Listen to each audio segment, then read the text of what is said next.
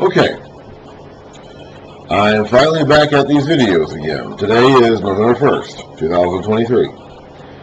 I finished my Old Testament videos. I went through the book of Psalms last, I believe back in May. One of my cats is out here causing trouble again. I still have the cats. I did my Old Testament videos. I finished my Old Testament videos with the book of Psalms last May, about 6 months ago now. And I have had to take a pause since then, a pause in doing the videos, as I have tried to formulate my strategy for doing the New Testament. I also needed to refresh myself with the New Testament because it had been so long since I had studied it. I had been in the Old Testament for 3 years, 3.5 years. One of my other cats is not causing trouble. I had been in the Old Testament for 3.5 years at the time I finished my videos last May. And I hadn't studied the New Testament at all during that time. I've been in Old Testament exclusively. Oh boy, cats. For 3.5 years. So I had to refresh myself, first of all, with the New Testament. I had to redo it again a few times. Oh no, oh no, oh no. Oh well, I have cats. I can't do anything about that. Cats are gonna be cats. Oh no. Oh no. Oh no, no, no. And so I had to, first of all, read through the New Testament a few times to refresh myself because it had been so long since I had been in it. And I also had to come up with a plan for how I was going to do the New Testament. The Old Testament I read basically in the order in which I held the books were written, for the most part, with some exceptions. The New Testament, I can do that too, especially with some of the letters in the New Testament, which are, in some cases, fairly easy to date. But that's true. But you do have kind of. I'm sorry. I'm just so distracted by this cat over here because she could cause so much damage.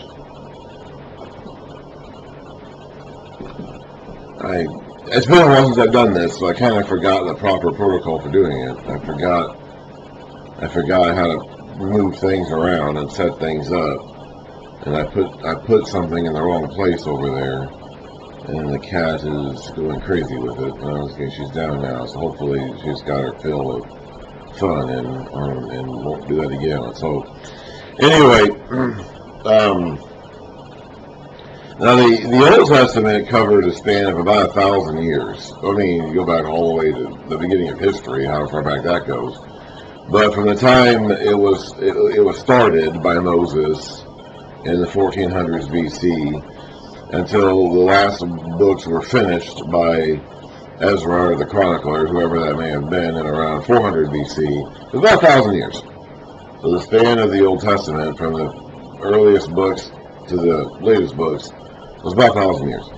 The New Testament is a span of about 30 or 40 years, maybe. The New Testament was written basically entirely within the second half of the 1st century AD. And it covers, historically, like timeline-wise, it covers about that period of time. It covers basically the 1st century AD. Of course, it starts with the birth narratives of John the Baptist and Jesus Christ, and then goes on to the days of Roman Emperor Domitian, about 100 years later. So from about 5 BC or so to 95 AD or so, for about 100 years, basically exactly the 1st century AD. And they were all written during that time frame. Now, you're going to hear a lot. Now, so today, as I start, I'm not actually going to be reading out of the New Testament today. I'll be starting that tomorrow or whenever. Today, I'm just going to be laying the kind of the groundwork in terms of just setting the context for the New Testament and bridging the gap between the Old and the New, Of course, the Old Testament ends at about 400 or so BC. The last book written probably was finished. And we don't know about the Psalms. The Psalms are hard to say. But the last narrative book written, Second Chronicles and Ezra and Nehemiah, were probably finished shortly before 400 BC or so. So there's a 400-year gap here. From the time the last prophet, Malachi, came along, probably about 450 BC. We mentioned that. And then the last historical books probably were finished shortly after that, sometime between 450 and 400 BC. And then we have this 400-year, some of the Psalms may have been penned after that, possibly. Or the Psalm book itself may have been put into its final form. But basically, we had 400 years of silence. There were 400 years there in which God did not send a prophet to Israel and had no further revelation to show Israel during those 400 years. Now, he didn't leave Israel unguided during those 400 years. We talked about when we started to look at Daniel, but he gave them a pretty detailed outline in advance of what was going to happen during those 400 years. And we talked about that when we read the book of Daniel, so see those Daniel videos to get the information on that. So he had told them basically what was going to happen between the time they went back from exile and starting at the end of Daniel's life until the time of the Anointed One, the coming of the Anointed One, which would happen 500 plus years later after they started going back from exile. So he did not leave them silent during that time. He did not leave them without any guidance during that time. And of course, they still had all the scriptures that he had already revealed to them. But he was not sending any more spoken prophets. Now, Jewish literature did produce a number of works during this time, which we now call the Apocrypha, that cover the intertestamental period. You're not going to find the books of the Apocrypha in most Bibles, but there were books written during this time to cover this 400-year gap between the Old and New Testaments. And it is handy to study that time period because we're talking about 400 years. I mean, that's a long time. I mean, the entire New Testament takes place in a span of less than 100 years, basically. And the Old Testament narrative stretches about 1,000 years, but there are some periods in that time that are more intensely focused on than others. Like the period of the Judges, we cover 200 or 300 years and 20 chapters in Judges. And then when we get to the Kings, and we kind of fly by there, but we have several books devoted to that time period, which is about 400 years, about the same time period as the absence between the Testaments. So it is a long period of time, and there was a lot that happened during that time. So when we get to the New Testament, we do see a very different world portrayed than what we saw at the end of the Old Testament. Okay, so at the end of the Old Testament, the Jews were going back into the land. They didn't all make it back, and they never all made it back. Quite a few of them stayed in the cities that they were in during their exile. We read about that in Esther. Esther and Mordecai were still in Persia. Susa, I believe, actually, to be specific, when their story happened, and they were not in Jerusalem, and apparently had no intention of going back to Jerusalem. Daniel, even 100 years earlier, stayed in Babylon. He was an old man by the time they got back. They were given permission to go back. He was probably 85 or even older, and he just, apparently, from what I can tell, stayed in Babylon and worked there the rest of his life. And there were a number, only a relatively small portion of Jews actually made it back to the land, even after they were allowed to go back. The majority of them did not.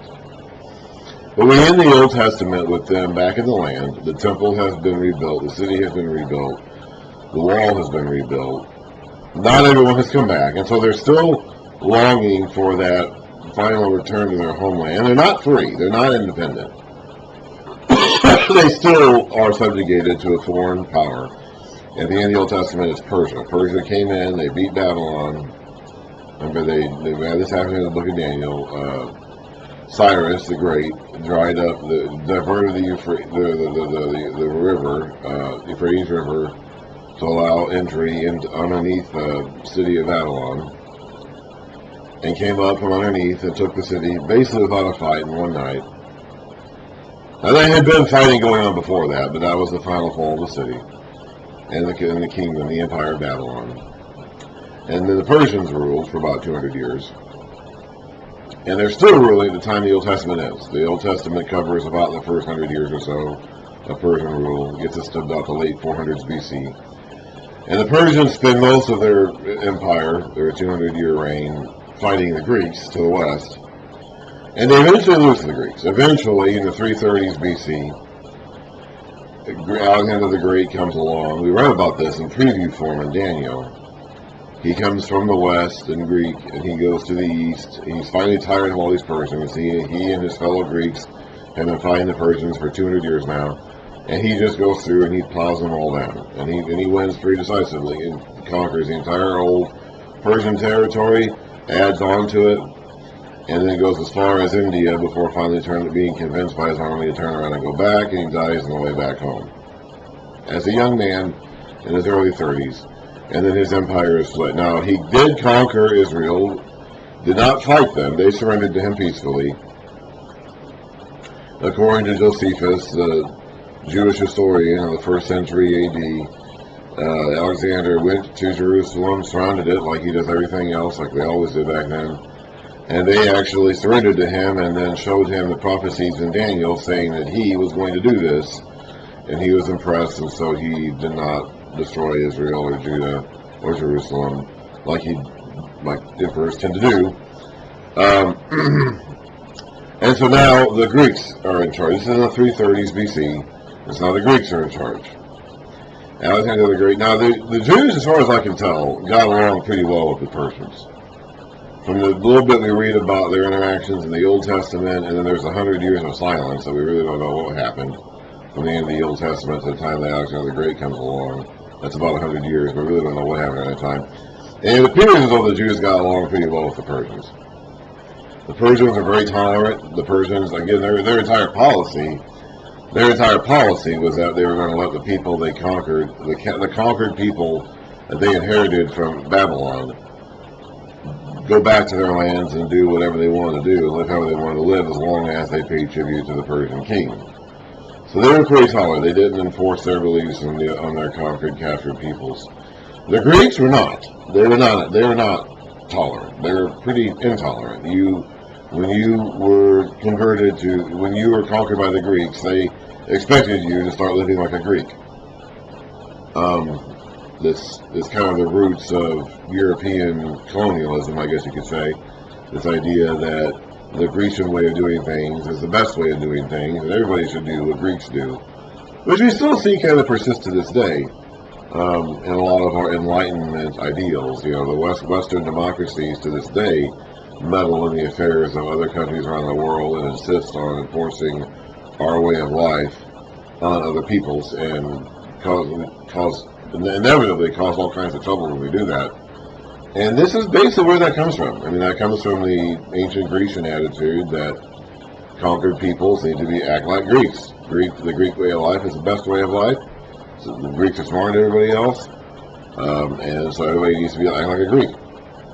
And so when the Greeks come along in the 330s BC and afterwards, they do enforce their own ways on doing things, and that causes trouble. Because we read about all this in preview form, we look at Daniel, chapters 8, 10, and 11. We got quite a bit of, 8, 10, 11, and 12, and we got quite a bit of detailed insight into the sequence of events that would happen from the time the Grecian Empire took over until the time it falls to the Roman Empire a couple hundred years later. And we read about that in preview form in Daniel. We can read about that in narrative form in some of the books of the Apocrypha, that set of books that were written in between the Testaments. But we're not inspired. The Apocrypha themselves, the writers of the Apocrypha themselves acknowledge that they're not inspired, that they're not genuine prophets of God. They're not pretending to be spokesmen for God. Then, they're not prophets, they're not genuine prophets, they're not inspired. So those books are useful for filling in the gaps in terms of understanding the historical development and how we get from when we turn the page of Malachi to Matthew in our copies of the Bible. There's 400-year gap there, during which time a lot of things happened. And so it is helpful to understand, like, what the new political and social and economic context is, and religious context is in Matthew, because it is quite a bit different than when we lay off at the end of Malachi. The Greeks come along in the 330s BC. They conquer Israel. They conquer the world, basically. They do. Now, Alexander the Great himself dies. He does not make it back to Greek. They go all the way to India. The army finally persuades him to turn around and go back and just be content with the territory he's conquered. They've been fighting for 10 years. They're worn out. They want to go home. And then on the way back, he gets sick and dies in Babylon. His wife and child are murdered by his generals. And so the generals then split the empire into four. And so even though the Greeks do rule the world, they do it in four ways, in four pieces. And they're not really ever united. Again, after Alexander the Great dies, and then gradually over the course of the next 200 years, this empire weakens and is taken over by Rome to the west of Greece. Rome eventually conquers and consolidates all the parts of the old Grecian Empire, and that leads to the situation where we have in the New Testament where Rome is now the big bad. They rule everything. They rule all the old Grecian Empire. Of course, the Grecian Empire ruled all the old Persian Empire. Of course, the Persian Empire ruled all the old Babylonian Empire. Of course, the Babylonian Empire ruled all the old Assyrian Empire. So all this empire building that's been going on for the last several hundred years ends in Rome, which now has a territory that stretches all the way from Western Europe and Spain, all the way east to India, and down into Africa. You can go all the way from Spain to India and down into Africa and still be in the Roman Empire, still using Roman currency, still traveling on Roman roads, still using the Roman postal system, still under the oversight, guidance, protection, surveillance, whatever you want to call it, of Roman soldiers and Roman guards. Now, there were pockets here and there that resisted Rome. Rome never had total control over all this territory. There were, like, for example, they struggled to conquer Britain across the island that we now call Britain. They struggled to conquer that. They struggled to conquer parts of Germany. Like they never completely dominated this entire territory, but their influence and their control stretched over a good chunk of the world. Okay. They were even trying to cross the sea and go west from Spain. You can read about in the works of Josephus that the Romans at the time were trying to go across the ocean and to see what was on the other side of that big body of water. And no one would be able to do that for 1,000 plus more years. I mean, Christopher Columbus finally makes it in 1492 BC.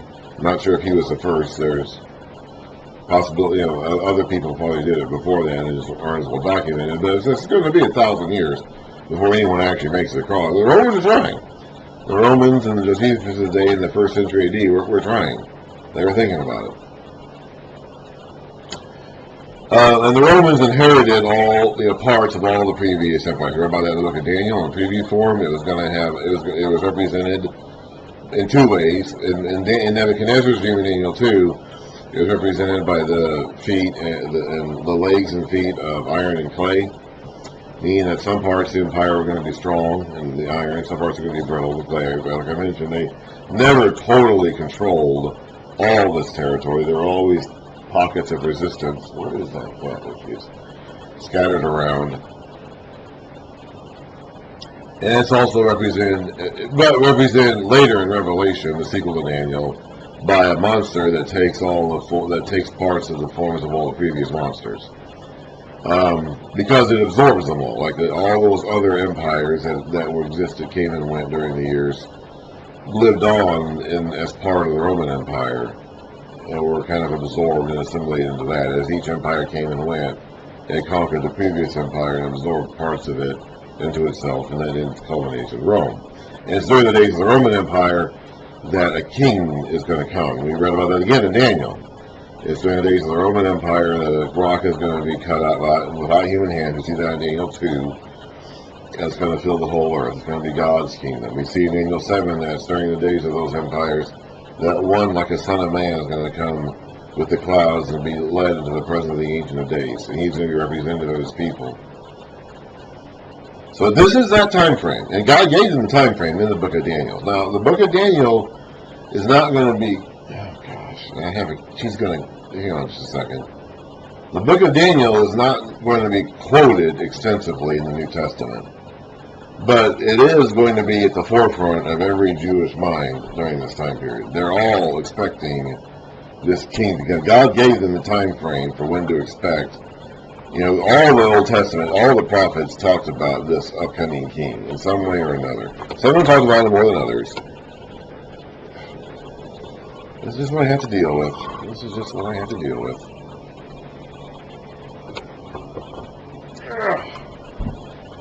Some of them talked about him more than others. But they all mentioned him and his future kingdom in some way or another. They all had something to say about him. And Daniel gave them the time frame of when to expect this to happen, when this king to come and the king to be established. And it's during the days of this Roman Empire. Now, the Jews fought the Greeks. They got along, it seems, pretty well with the Persians. When the Persians came and conquered Babylon and allowed everyone to go back to their homelands, the Jews benefited from that. And it seemed as though they got along pretty well with the Persians. We read about Nehemiah being the cupbearer of the king and having a pretty good relationship with the king. So did Ezra, apparently. They got along pretty well with the Persians, it seems. They did not get along so well with the Greeks. And the Greeks, and because the Grecian Empire split into four, there was a branch of the empire in Syria, based in Syria, which was north of Israel, and another branch based in Egypt, which was south of Israel. And these two sides were always fighting each other, and they used Israel to get there. They used Israel as a land bridge to get there to fight each other. And so Israel was constantly being buffeted by these two opposing forces, one in the north, one in the south. That culminated in a northern king called Antiochus Epiphanes. Antiochus Epiphanes IV in the 160s BC, who desecrated their temple and tried to get them to worship Zeus. Again, he was a Hellenizer. We call this the act of enforcing Greek culture on other cultures is called Hellenization. A Hellenistic person is someone who, I'm not sure where that term comes from, what the history behind that exact word is, but to Hellenize somebody is to make them into a Grecian culture person. And so the king of the north, that's Antiochus Epiphanes, wanted to Hellenize the Jews and make them all Greeks, so he desecrated the temple, devoted to Zeus. That led to a huge revolt, and we read about that. We read about that again in preview form in the book of Daniel.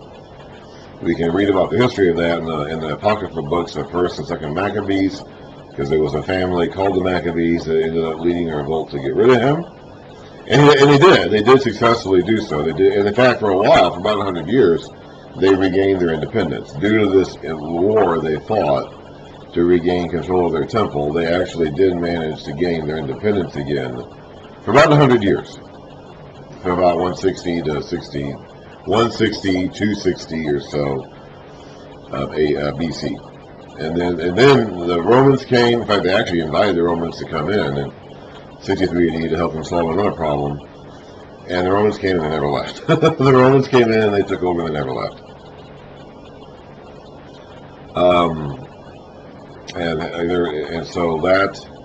And it was during the time of these Romans, during the time that Daniel had talked about, that the Jews knew that God was going to send the king that they've been talking about, and waiting for. All the prophets spoke of. The Psalms were all about this guy. This is going to happen. And so they're all expecting that. So even though the book of Daniel doesn't get quoted very extensively in the New Testament, it does get quoted some, but not a whole lot. Like, there are not that many direct quotations from the book of Daniel. But every Jew, every faithful Jew during that time, and even the non-faithful ones, would have known the book of Daniel and would have been expecting their Messiah to come. Like they because of the time frame laid out, they knew that he was going to come soon. They knew he was going to come in that time. Like it was, it had been 400 plus years already. hundreds of years, really even going back farther than that. And they knew, based on what God had revealed to them, that it was going to happen, like any day now, like it's going to happen sometime now. The conditions are right. The weeks, remember the weeks of Daniel 9, the weeks have passed. Like this anointed one should be, he could be under any rock, like he could be anywhere, and he's going to show up any day now. And they were all expecting that. Okay, they were all expecting that. And there were a number of people who came, especially after Jesus, who claimed to be that person. Okay, this is a historical, we can read about this in Josephus. It's like there were a number of people who did come claiming to be that person. And that went on for 100 years at the time of Jesus, actually. And all these individuals came with the intent of liberating the Jews from Rome, physically, like politically, like liberating the Jews from Rome and delivering independence and glory to the Jews once again. That's what they were expecting, okay? Every one of them would have been aware of these prophecies. Every one of them would have been aware that this was the time frame specified by Daniel. And they were expecting a king to come along and take it to Rome and reestablish dominance, the political and national dominance of Israel again, like it was back in the days of David. That's what they were expecting. So when the New Testament begins, that's the conditions that we're going to be reading about. It's not the conditions that we leave off with when we finish reading Nehemiah and Ezra and Malachi. But that's the conditions that we find at the beginning of the New Testament. Rome is now in charge.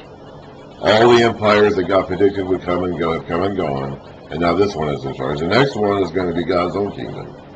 The next king is going to be God's own king. And they know he's going to come. He's going to come now. Like, this is the time.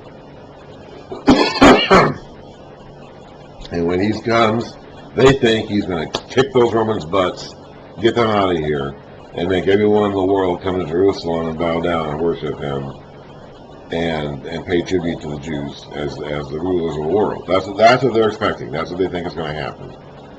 And they're thinking it's going to happen any day now. Like, this is going to happen. It could happen Tuesday. It could happen, next week sometime. It's going to happen soon, any day now. So that is what they're expecting. But they've also had 400 years of silence from God. He has left them his scriptures. He's told them everything he's going to say. And it's been 400 years since they've had a direct word from God. And they're all just waiting on pins and needles now, just aching every day for the next word from God, the next sign from God, that this is it. It's finally time. That's the expectations. That's the mindset. When we begin reading the New Testament, and that's the setting that we're going to be dropping ourselves into.